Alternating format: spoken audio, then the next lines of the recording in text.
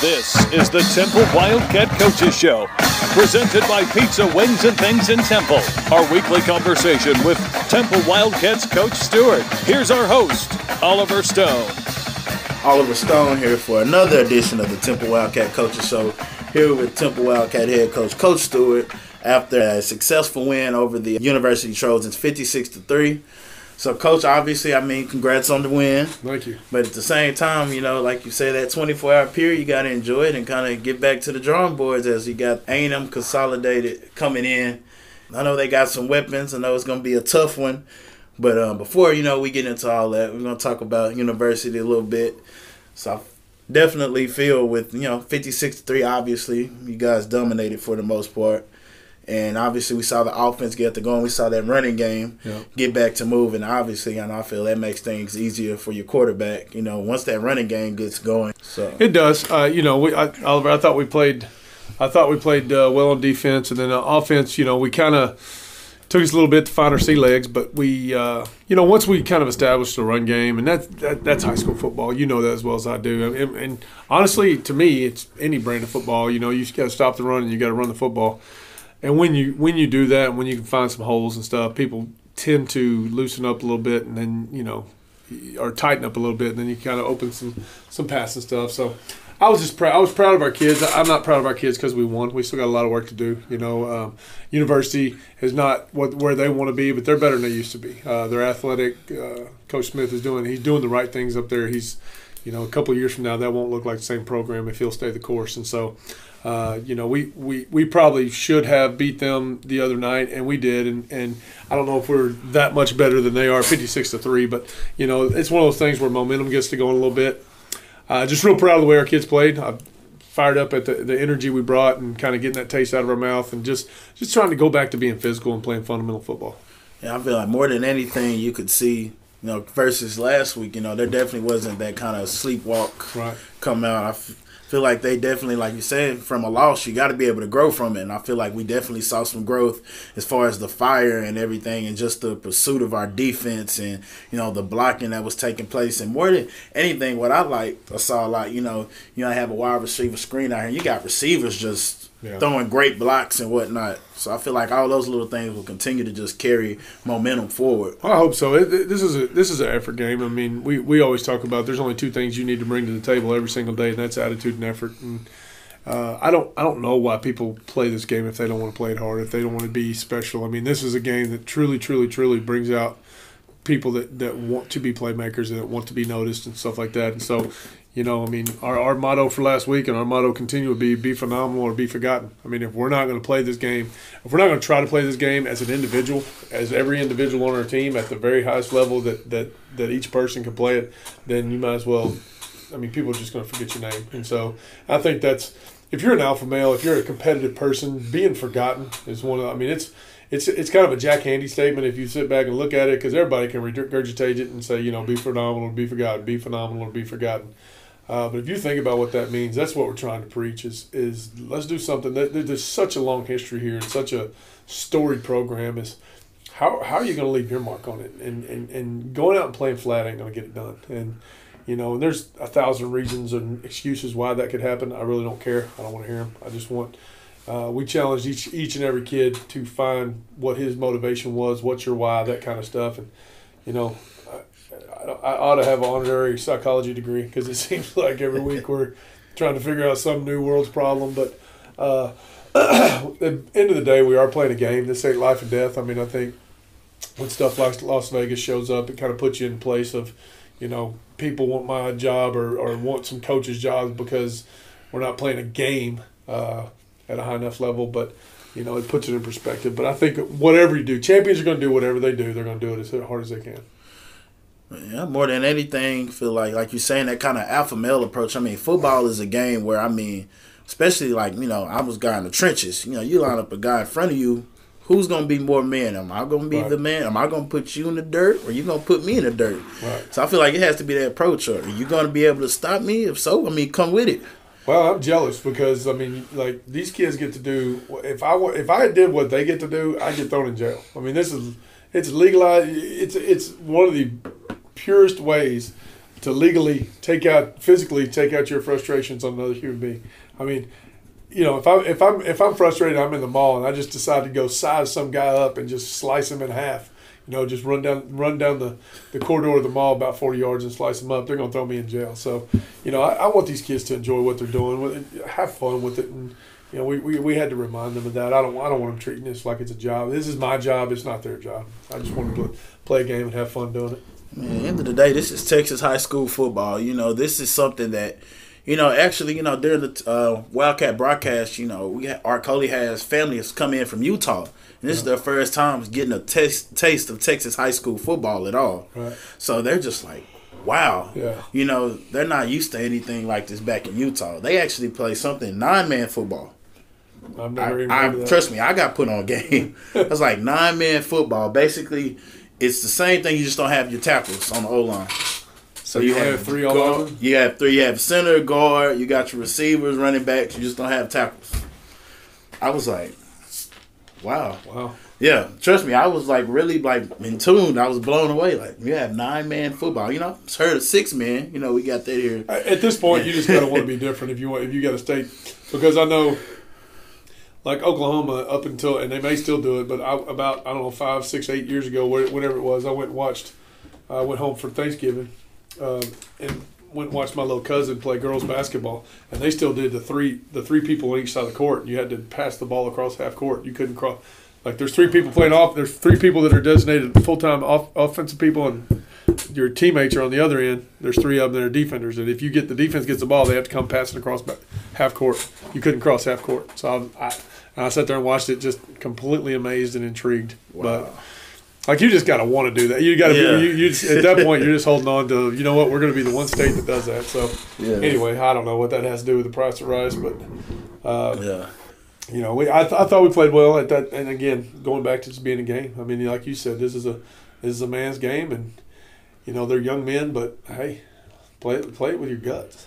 More than anything, I feel that it was good to see, you know, people from, you know, young, like you have sophomores really stepping out, making plays. You know, had Corbin Love on that, I guess the punt hit the guy in the back, and that's just being an athlete. You know, make a play. He's got a niche for being around stuff like that. It's weird because he did the same thing as a freshman. I think he had more pick sixes than any freshman I've ever seen, and it wasn't because he's just this unbelievable, better than everyone else did. It's just some people just kind of got a feel, and I guess that's what it is. I don't know how to explain it, but you know, he's just around the ball. And that kind of separates him from a lot of people, because there's a lot of people just robots running around banging into stuff.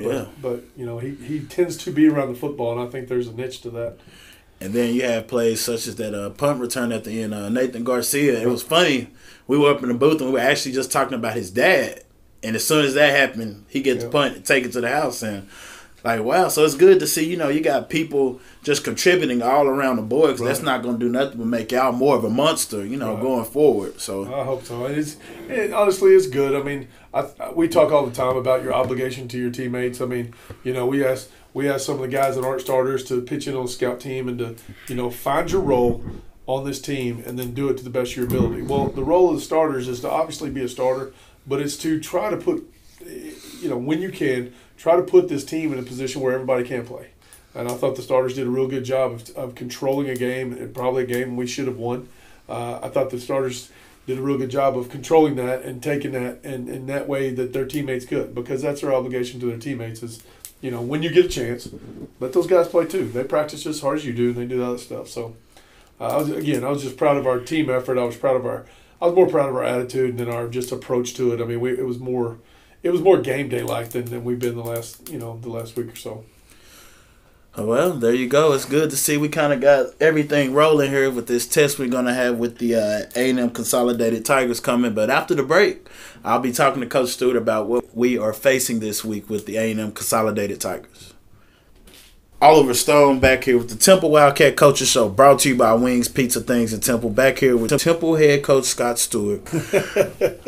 But like I said, back to talk about the A&M Consolidated Tigers, the test we're facing this week, and also another thing that may cause a little distraction is that it's homecoming week, Coach. So yes, sir. How do you focus on keeping your players focused on the task at hand and not worrying with all of, the obvious homecoming distractions? Well, first of all, we always talk about homecoming is not for us, it's for them. Pep rallies are not for us, it's for the fans. It's for people to go enjoy that. I mean, we get to do something on Friday nights that not everybody else gets to do. So I think our kids are pretty adept at handling distractions. We've managed distractions in the past. When you've had a little bit of playoff experience, you kind of got to deal with week in and week out distractions. So I don't worry about that as much. People say, why would you schedule a team like this on homecoming? I mean, it's one of two thoughts. You either, first of all, it's limited what I can. I mean, we only the only games we have, you don't want to do the first game or the last game, so we only have 3 others. Midway, we already had something else going on, and Waco is later on in the year. So, I mean, this is kind of the only one that could be. It's not for any particular reason or looking forward to a particular opponent. I don't think we play I hope our lesson or at least our mantra is we don't play the way we play because of who's on the other sideline. We play the way we play because of us.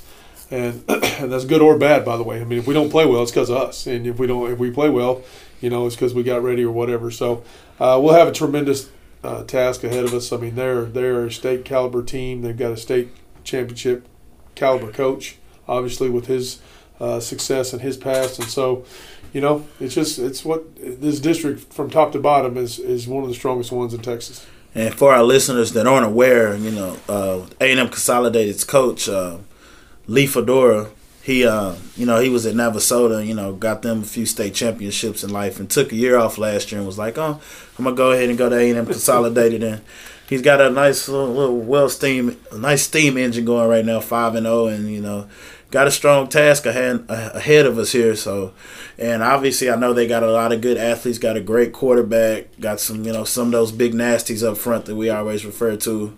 So yeah, well, we talked about earlier, Oliver. Their quarterback's name, his last name happens to be Fedora. So, football's in their blood, and so he's a great player. He does a phenomenal job of spreading the ball out and managing the game and making plays with his feet. I mean, he's just an all-around kid. You're talking about their O-line. I know we said it earlier. I was looking at a scouting report that we kind of come up with, and when you turn them on, they're really good. Don't get me wrong, but they don't particularly like one or the other one doesn't stand out size-wise. And then so I'm looking at a scout report this morning, as a matter of fact, and I was like, oh my gosh, it says 6'4", 290. And if you're 6'4", 290 in high school, you ought to jump off the screen as far as what you look like. And he blends in with the rest of them, which tells me they're all huge. So it's just another one of those. They're big up front. I'm a defensive guy, so I kind of spend more time on that ball. I did look at their offense a little bit. I mean, their defense a little bit yesterday, and they've got an unbelievable D lineman. Their Mike linebacker's as good as anybody will play.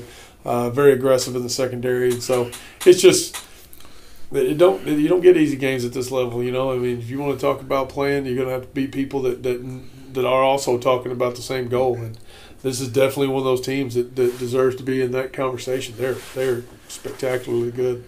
And this is District 18-5A at its finest. With y'all game at University last week, y'all won big, but then A&M Consolidated had them a nail biter with Waco, another very good team. And then the same with College Station and Bryan, another nail biters, very close game. So, this game, everybody's got their first game in, kind of getting a taste of it, and things are going to start just keeping rolling now. So I know y'all are definitely looking forward to the task at hand. Like I said, it's going to be a challenge, but I mean, you can't do nothing but go out there and get it. So the hard part is trying to get in, because you go through this district and you've played some people, and it pays off. If you can make your way into the playoffs, it pays off. I think, and I may be wrong. You probably correct me if I am, but I think our district went 4-0 in by district last year, and I think a couple of us went a couple of rounds. And I mean, that's just a testament to what you played during district. I mean, you just don't.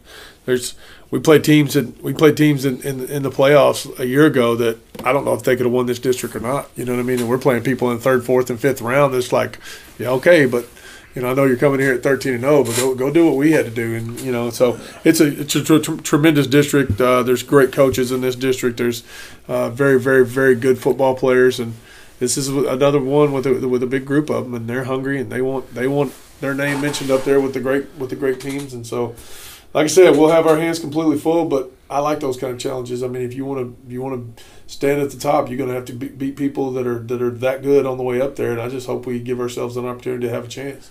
I'll see. You got definitely just the gauntlet, like I said, of District 18-5A, and like you're saying, like this district always has normally a good playoff run, like you said, 4-0 by district. Pretty sure that's a fact from just keeping up with everything. And I said it doesn't get easier from here. Like I said, you got A&M Consolidated coming at us. They got a great program going. Like I said, they're undefeated, and I know they're going to come in here hungry, but I said we're coming into Wildcat Stadium, and if we come out and play Temple Wildcat football, I believe we can get the job done from beginning to end. Just come out and really just have a full game, just try to – I feel like at the end of the day you want to go out there and play mistake-free football, you know. You want to drive the ball. You want your defense to just be flying around, swarming, just seeing those helmets, just not just one person, but just a swarm of defenders coming to take anybody out. So you got to tackle well against them. I mean, they do. This kid can make every throw on the field. Their running backs are pretty dang good. Their O-line is obviously. They're pretty stellar. So you got to block, destruct, and you got to tackle well. If you don't tackle well against these guys, they can line it up in a hurry. All right, well, Friday, 7:30, we will see what happens, but keep it here. I'll be talking to Coach Farrell after the break. Oliver Stone back with the Temple Wildcat Coaches Show. I'm here with one of the gurus of the defense, Coach Farrell, and congrats on the win, Coach. But we're here to talk about, A&M Consolidated and the task at hand. What I was talking to Coach Stewart about, with it being homecoming week, you kind of got to keep your players focused, kind of keep those distractions to the side. I mean, we got a task at hand here on Friday night to handle. So, I mean, more than anything, you don't want to go out here and not be focused and, homecoming and whatnot. And, So, what should we be expecting from this A&M Consolidated bunch this week? Well, they're a good football team, good offense, a lot of skill at the wideout position, good running back. Quarterback does a good job of keeping plays alive. He's good with his feet, good arm. Receivers do a good job too, as plays kind of break down, continuing to work and get open. They're pretty dangerous through the air, on the ground. Again, they've got a good O-line, so they're a pretty complete football team. That's what me and Coach Stewart were saying. He was saying, he was looking at the depth chart or whatnot, and was saying their center 6'4", 290. He doesn't stand out. You feel like high school football, somebody 6'4", 290 pounds. He would kind of stand out to a point. And he says he kind of just blends in with everybody else, just to kind of give y'all a visual picture of their offensive line. Mm-hmm. Sure. They've got a bunch of big athletic kids. It's kind of like we saw Midway, who had a whole lot of size earlier on in the year, and they're pretty similar. The only word that keeps coming on is complete. I mean, they're complete up front. Good quarterback, good skill. O-line's physical. They're pretty athletic. They're not just a bunch of big bodies that can't move. They can move around too. Pretty good at pass pro. Good getting downhill. They're good offense. So it definitely sounds like we got a challenge on our hands, and obviously, they have a coach with a pretty high pedigree here in the state, with Coach Fedora and whatnot, coming to take over the reins of that A&M Consolidated program. And as I said, they're 5-0 right now. They had them a test with Waco last week and ended up pulling that out. Just like like I was talking to Coach Stewart, the gauntlet, of District 18-5A, you go through just a rigorous schedule, and that's why since so many of these teams have success in the playoffs, we were saying I believe they went the whole 18-5A district went 4-0 and by district last year. So it's a deep district, and you can't really be result oriented. You just got to go week by week and see who you have, because sometimes things go the way you think they'll go on other people's schedules, and sometimes they don't. But we know who we'll get coming to town. They'll be ready to go. We'll be ready to go, and expect it to be a good ball game. But just can't. You kind of mentioned homecoming and distractions. That's just another distraction that we try to address weekly. Identify distractions, and score watching for especially for high school age kids can be a distraction. You just have to expect that you're going to get your opponent's best effort every Friday, and we better be prepared, especially at a place like Temple here. I mean, we have a reputation, and people give us their best. We rarely get people that play down here, so we know what will be coming to town. Exactly. Tradition, this Temple Wildcat football tradition is very strong and evident around here. And I feel like at the end of the day, I mean, as long as y'all come out and play Temple Wildcat football, like I said, have all hats flying to the ball, read your keys, do the small things, we should hopefully handle our business and come out with the W. But, I mean, like we said, we will see what happens on the field on Friday. And like we said, they have just athletes galore, big old line. So I know the defense will be raring to go. I know I would if I was a defensive player, Mm-hmm. And if we get somebody coming in thinking that they're just finna run on us, pass on us, okay.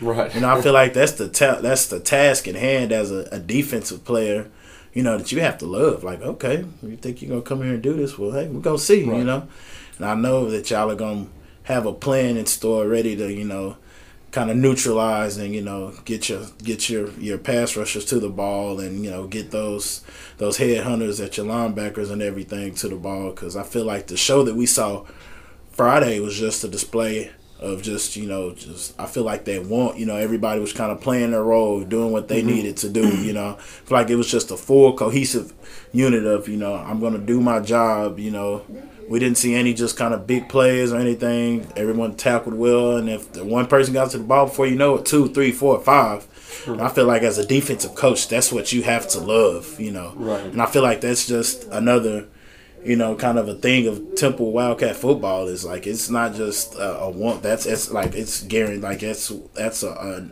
need. Like that's what we do. Right.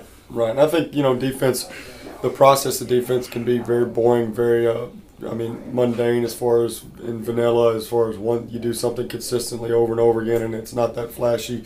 But then when everybody does it consistently over and over again, then it becomes exciting because it's like you said. Then you get 3 and 4 hats to the ball, moving fast, and guys are making tackles, and then all of a sudden that process that was hard to get through kind of pops on game night. So it's a little different than some other things, and that's ultimately our goal is to keep things as simple enough to where we can move fast. If we're not moving fast, then we're too complicated because we have fast kids. So whatever we need to do, we need to be able to move fast, and you can see that in the results of the game or while you're watching the game. If we've got a bunch of guys at the football, it's probably pretty simple for them. If we don't have a lot of guys at the football, we're either not winning our one-on-one battles or playing's a little too complex. Because I feel like at the end of the day, as a defensive player, you're going to have to deal with some, complicated offensive schemes that may come at you. But I feel like, you kind of want to make it simple as can be. Look, do this, do your job. Just focus on beating your man or focusing on that task. Because if everybody's doing their job, I mean,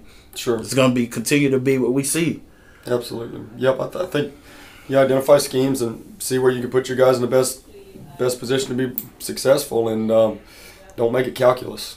Make it fast. At the end of the day, you want to make it as simple as can be and just show off this speed and athleticism that we do have on the defensive side of the ball. I feel like you as a defensive coordinator have to love the guys you have here. I feel like you have a squadron, if you will, of just guys that are raring to go. And I feel like, from your seniors to even last week, we saw some sophomores making some great plays. And I feel like just the lines here are just deep and just it's going to continue to be nothing but success. And I know as long as everyone in the community is excited to see, what happens here on Friday. And I know y'all are excited to get back out here and practice today and keep the preparation going and just be ready for this Friday. So. Absolutely. We do have good talent, good skill, good D-line. I mean, won't be making any excuses for talent. I think it's just being consistent during the week, and when the lights aren't on here on Monday, Tuesday, Wednesday, Thursday, when we're not in front of a crowd of people, making sure we're doing our jobs then too, and then on Friday it usually pops, but making sure we're staying and doing the regular things the right way, and then we get to go fast on game day. Because I feel like that's the most important thing. A lot of people don't take that take that for granted. You got to get your work in during the week. And I feel like as a former player, as much as you potentially I know some people that just hated practice with a passion, but at the same time, all those things, I mean, you have to go through those and handle those so you can come out here and know what you're doing on Friday. Because say you put in all that work, what's the use of putting in all this work if you don't come out and produce on Fridays, Right, absolutely. I think that's part of just everyday life for everybody. We don't always get to do what we want to do every single day, and practice is one of those things too. It's not always pleasant, it's not always fun, but sometimes you have to look it in the eye and go, you know what, There are a lot of other places I'd rather be. There are a lot of things I'd rather do, but this is what I got to do today so that we can have a whole lot of fun on game day. And our kids are doing a much better job of looking at it and go, we don't always have to be feeling it and feeling like we're in a great mood and excited, but we can look at the eye and say and make the choice to do the right thing and put in the work. And I think those are areas where we're growing. All right, there it is. You heard it from Coach Farrell. We'll have the defense ready, and we'll see what happens on Friday. If you can't come out to the game on Friday, make sure you tuned into the K-Rock 1017 broadcast. The pregame show will start at 7 o'clock p.m. and kickoff will begin at 7:30 p.m. If you want you a K-Rock 1017 Temple Wildcat shirt, come out to Wings, Pizza, and Things for the Wildcat lunch from 12 p.m. to 1 p.m. I'll be out there myself, as along with the K-Rock crew and the whole radio station will be out there handing out shirts for you. And then, like I said, Friday, 7:30 p.m., kickoff will be going. A&M Consolidated Tigers, Temple Wildcats homecoming. And Temple Wildcat Stadium will be the place to be. Till next week.